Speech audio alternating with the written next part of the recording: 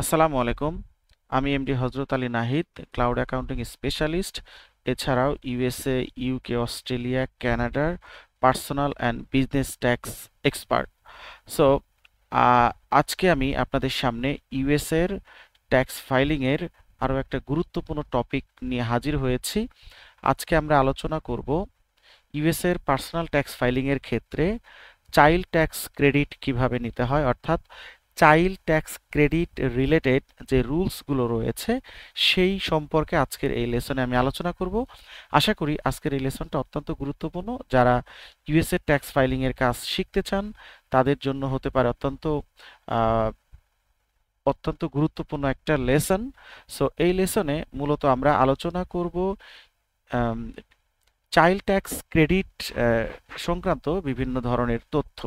So আমি প্রথমেই আমি শেয়ার করব যে যদি আপনি চাইল্ড ট্যাক্স ক্রেডিট 2025 সালের রুলস জানতে চান, তাহলে আপনাকে প্রথমে জানতে হবে ইলিজিবল ক্রাইটেরিয়া, অর্থাৎ আপনি আহ, যদি আপনার ক্লায়েন্টের ট্যাক্স ফাইলিং করতে চান, সেই ক্ষেত্রে তার যদি ডিপেন্ডেন্ট ছেলে অথবা মেয়ে থাকে, তাহলে তাদেরকে কিভাবে আপনি চাইল্ড ট্যাক্স ক্রেডিটের আন্ডারে আনবেন এবং এর জন্য কি ধরনের ক্রাইটেরিয়া রয়েছে সেটা নিয়ে প্রথমে আলোচনা করব। এছাড়াও কি পরি চাইল্ড ট্যাক্স ক্রেডিট অ্যামাউন্ট কত সেটা সম্পর্কে আলোচনা করব। এছাড়াও আপনি চাইল্ড ট্যাক্স ক্রেডিটের একটা থ্রেশহোল্ড রয়েছে, অর্থাৎ আপনার ইনকাম কত টাকা হলে আপনি চাইল্ড ক্রেডিট ট্যাক্সের যে সুবিধা সেটা নিতে পারবেন। এছাড়াও ফাইনালি আলোচনা করব যে কিভাবে আপনি এটা ক্লেম করবেন। সো এই চারটা পয়েন্ট নিয়ে আমি আজকে আলোচনা করব। সো প্রথমেই আমরা আলোচনা করব ইলিজিবিলিটি ক্রাইটেরিয়া। অর্থাৎ তার আগে আমি বলে নিই, যারা আমার চ্যানেলে নতুন আজকেই প্রথম ভিডিও দেখছেন, তাদেরকে বলবো যে ভিডিওটা দেখার আগে যদি আপনি সাবস্ক্রিপশন করে না থাকেন, তাহলে আমার চ্যানেলে আগে সাবস্ক্রিপশন করে দেন এবং আমার চ্যানেলের বেল বাটনটা অন করে রাখুন। অর্থাৎ আপনি যদি আমার সাবস্ক্রাইবার হয়ে যান, তাহলে আপনি সবার আগে আমার প্রত্যেকটা ভিডিওর নোটিফিকেশন পেয়ে যাবেন।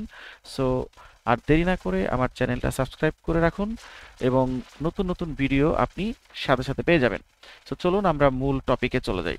সো প্রথমেই আমরা আলোচনা করব ইলিজিবিলিটি ক্রাইটেরিয়া, অর্থাৎ আপনার ক্লায়েন্ট, অর্থাৎ আপনি যখন ট্যাক্স ফাইলিং করবেন তখন আপনার ক্লায়েন্টের যদি কোনো বেবি থাকে, সেই বেবিকে আপনি যদি চাইল্ড ট্যাক্স ক্রেডিটের আন্ডারে আনতে চান, তাহলে নিচে যেই আহ, আহ, যে নিচে যে আপনার ক্রাইটেরিয়াগুলো দেওয়া হয়েছে এর প্রত্যেকটা মিট করতে হবে। যেমন আপনার যে বেবির আপনি tax credit child tax credit আপনি নিতে চান বা ক্লেম করতে চান, তার বয়স মিনিমাম 17 বছরের কম হইতে হবে, অর্থাৎ আন্ডার এজ 17 হইতে হবে 2025 সালের ট্যাক্স ফাইলিংয়ে যদি আপনি তাকে চাইল্ড ট্যাক্স ক্রেডিটের আন্ডারে আনতে চান। এছাড়াও আপনার যদি 17 বছরের নিচে হয়, তাহলে আপনি ক্লেম অর্থাৎ চাইল্ড ট্যাক্স ক্লেম করতে পারবেন। এছাড়াও আপনাকে অবশ্যই ওই বেবির এসএসএন নাম্বার থাকতে হবে, অর্থাৎ সোশ্যাল সিকিউরিটি নাম্বার থাকতে হবে, এবং তাকে ইউএস এর সিটিজেন হইতে হবে, এবং আপনার যিনি ক্লায়েন্ট তার সাথে মিনিমাম হাফ ইয়ারেরও বেশি সময় তার সাথে বসবাস করতে হইতে হবে। অর্থাৎ এখানে মেইন যে কয়েকটা ক্রাইটেরিয়া রয়েছে তার সবগুলো আমি এখানে মেনশন করেছি। এই ক্রাইটেরিয়াগুলো যদি ফুলফিল করে, তাহলে আপনি চাইল্ড ট্যাক্স ক্রেডিটের জন্য আবেদন করতে পারবেন। এছাড়াও এরপরে আসেন আপনি কত টাকা ক্রেডিট অ্যামাউন্ট পাবেন আপনার প্রত্যেকটা চাইল্ডের জন্য।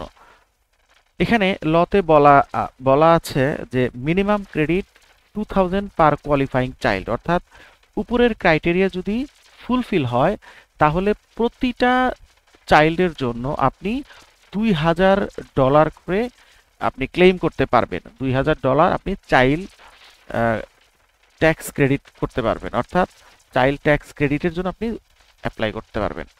এছাড়াও যদি রিফান্ডেবল পোর্শন হয়, অর্থাৎ দেখা গেল যে আপনি যেই ইয়ারে ট্যাক্স ফাইলিং করছেন, লাইক ধরেন 2025 সালে ট্যাক্স ফাইলিং করছেন, বাট 2025 সালের ট্যাক্স ফাইলিং করতে গিয়ে দেখা গেল যে যে ক্লায়েন্টে ট্যাক্স ফাইলিং আপনি করছেন তার ট্যাক্স লায়াবিলিটি $2000-এরও কম, সেই ক্ষেত্রে আপনি তো $2000 ক্রেডিট নিতে পারবেন না। সেই ক্ষেত্রে আপনি যেটা করতে পারেন, $1700 পর্যন্ত আপনি রিফান্ডের জন্য অ্যাপ্লাই করতে পারেন। সেই ক্ষেত্রে আপনাকে additional child tax credit form fill up করতে হবে। অর্থাৎ এটার সম্পর্কে আমরা বিস্তারিত একটু পরে জানবো। আমরা পরের পরের টপিকে চলে যাই। অর্থাৎ আমরা জানলাম ক্রাইটেরিয়া, আমরা জানলাম কত অ্যামাউন্ট আমি ক্রেডিট করতে পারবো, অর্থাৎ ক্লেম করতে পারবো। আমি এটাকে আরেকবার সংক্ষেপে বলি, যদি ট্যাক্স লায়াবিলিটি পর্যাপ্ত থাকে তাহলে আপনি ফুল $2000-ই আপনি পার বেবির জন্য বা পার চাইল্ডের জন্য ক্লেম করতে পারবেন। যদি ট্যাক্স লায়াবিলিটি পর্যাপ্ত না থাকে তাহলে আপনি ট্যাক্স রিফান্ডের জন্য আবেদন করতে পারবেন। সেই ক্ষেত্রে আপনি আপ টু 17 অর্থাৎ 1700 মানে আপ টু 1700 পর্যন্ত ক্লেম করতে পারবেন রিফান্ডের জন্য, এবং এই ক্ষেত্রে আপনাকে additional child tax credit form fill up করতে হবে। এরপরে আসেন হচ্ছে ইনকাম ফেজ আউট থ্রেশহোল্ড, অর্থাৎ আপনার ইনকামের লিমিট কত হলে আপনি ফুল ক্রেডিট নিতে পারবেন। অর্থাৎ আমি যে একটু আগে ক্রেডিট অ্যামাউন্ট বললাম যে 2000 এবং 1700, এই ফুল অ্যামাউন্ট ক্রেডিট আপনি নিতে পারবেন কোন ক্রাইটেরিয়ার মাধ্যমে। অর্থাৎ আপনি যদি ট্যাক্স ফাইলিং করেন সিঙ্গেল অথবা হেড অফ হাউসহোল্ড অথবা কোয়ালিফাইং উইডো, অর্থাৎ এটা নিয়ে আমি আরও একটা ভিডিও করব, what is single filter, head of household এবং কোয়ালিফাই উইন্ডো এই সম্পর্কে। অর্থাৎ ইউএসএতে ফাইলিংয়ের স্ট্যাটাস রয়েছে, সো এই স্ট্যাটাসগুলো সিঙ্গেল, হেড অফ হাউসহোল্ড এবং কোয়ালিফাইং এইগুলো সম্পর্কে আমি অন্য একটা ভিডিওতে আলোচনা করব। সো এখন আমরা দেখতে পাচ্ছি যে আপনি যদি এই ক্রাইটেরিয়াতে বা এই স্ট্যাটাসে ফাইলিং করেন তাহলে আপনার অ্যাভারেজ যেই অ্যাডজাস্টেড যে গ্রস ইনকাম, অর্থাৎ আপনার অ্যাডজাস্টেড গ্রস ইনকাম যদি 2 লাখ অথবা এর নিচে হয় তাহলে আপনি ফুল ক্রেডিট আপনি ক্লেম করতে পারবেন। বাট যদি আপনার এর বেশি হয়, লতে বলা হয়েছে যে এভরি 1000 অর্থাৎ $2,00,000 উপরে প্রতি $1000 জন্য আপনার ক্রেডিট অ্যামাউন্ট কমতে থাকবে $50 করে। আমি যদি একটু এক্সাম্পল দিয়ে বলি, ধরেন আপনার যিনি ট্যাক্স হোল্ডার তার এখানে অ্যাডজাস্টেড গ্রস ইনকাম $2,02,000, সেই ক্ষেত্রে তিনি কিন্তু ফুল $2,000 ক্লেম করতে পারবে না। তার জন্য যেটা হবে, অতিরিক্ত $2,000-এর জন্য $50-100 আপনি কম ক্লেম করতে পারবেন। তার মানে $2,000 থেকে আপনার $100 কমে যাবে, $1,900 আপনি ক্লেম করতে পারবেন অতিরিক্ত থ্রেশহোল্ড হওয়ার কারণে। যদি আপনি ম্যারিড ফাইলিং জয়েন্টলি করেন তাহলে সেই ক্ষেত্রে $4,00,000 বা এর নিচে যদি আপনার অ্যাডজাস্টেড গ্রস ইনকাম হয় সেই ক্ষেত্রে আপনি ফুল ক্লেম করতে পারবেন। আদারওয়াইজ সেম ভাবে আপনার প্রতি 1000-এর জন্য $50 করে আপনার ক্রেডিট অ্যামাউন্ট কমতে থাকবে, মানে 2000 থেকে কমতে থাকবে। আর যদি আপনি অ্যাডিশনাল চাইল্ড ক্রেডিট অ্যাপ্লাই করেন সেক্ষেত্রে আপনার $1700 থেকে কমতে থাকবে। এবার আসেন আমরা ক্লেম করব কিভাবে। তো আমরা এলিজিবল ক্রাইটেরিয়া জানলাম, আমরা ক্রেডিট অ্যামাউন্ট জানলাম, আমরা ইনকামের থ্রেশহোল্ড জানলাম। এইবার আমরা জানবো যে ক্লেম করব কিভাবে। অর্থাৎ যেহেতু আমরা এটা পার্সোনাল ট্যাক্স ফাইলিং এর ক্ষেত্রে ক্লেম করতে পারি, সেহেতু আপনাকে 1040 এই ফর্ম ফিল আপ করতে হবে এবং এই ফর্মেই আপনাকে ক্লেম করতে হবে, এবং পাশাপাশি আপনাকে 8812 এই ফর্ম ফিল আপ করতে হবে। অর্থাৎ 8812-র মাধ্যমে আপনি কত ক্লেম করছেন, অর্থাৎ আপনি কি সিটিসি করছেন নাকি এসিটিসি করছেন। অর্থাৎ এসিটিসি মিনস আপনি অ্যাডিশনাল চাইল্ড ট্যাক্স ক্রেডিট রিফান্ডের জন্য অ্যাপ্লাই করতে পারেন, আর সিটিসি হচ্ছে আপনার চাইল্ড ট্যাক্স ক্রেডিট আপনি পুরোটাই অ্যাডজাস্ট করতে পারেন আপনার ট্যাক্স পেয়েবলের সাথে। সো এই 8812 এই ফর্মের সাহায্যে আপনাকে এই ফুল ক্যালকুলেশন করতে হবে। তো এখন আসেন আমরা কোথায় কিভাবে করব।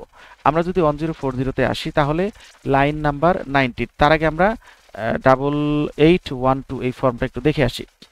এটা হচ্ছে 1142, এটা হচ্ছে ক্রেডিট ফর কোয়ালিফাইং চাইল্ড, অর্থাৎ আপনার যদি কোয়ালিফাইং চাইল্ড থাকে তাহলে অবশ্যই আপনাকে 8812 এই ফর্মটা ফিল আপ করতে হবে। এই ফর্ম কিভাবে ফিল আপ করতে হয় এটা নিয়ে আমি আরও একটা ভিডিও বানাবো। সো যারা যারা এই ফর্ম ফিল আপের ভিডিও দেখতে চান, ভিডিওর নিচে অবশ্যই কমেন্ট করবেন এবং ভিডিওতে অবশ্যই লাইক দিবেন। এরপরে আসেন হচ্ছে আমরা এই ফর্ম ফিল আপের মাধ্যমে, এখানে দুইটা পার্ট রয়েছে, একটা হচ্ছে চাইল্ড ট্যাক্স ক্রেডিট, আর একটা রয়েছে যদি আপনি ট্যাক্স পেয়েবল আপনার অনেক কম হয়ে থাকে তাহলে তো আপনি অ্যাডজাস্ট করতে পারবেন না ট্যাক্স পেয়েবল থেকে, সেক্ষেত্রে আপনাকে part 2 additional child tax credit এই ফর্ম ফিল আপ করে আপনাকে কি করতে হবে, রিফান্ডের জন্য অ্যাপ্লাই করতে হবে।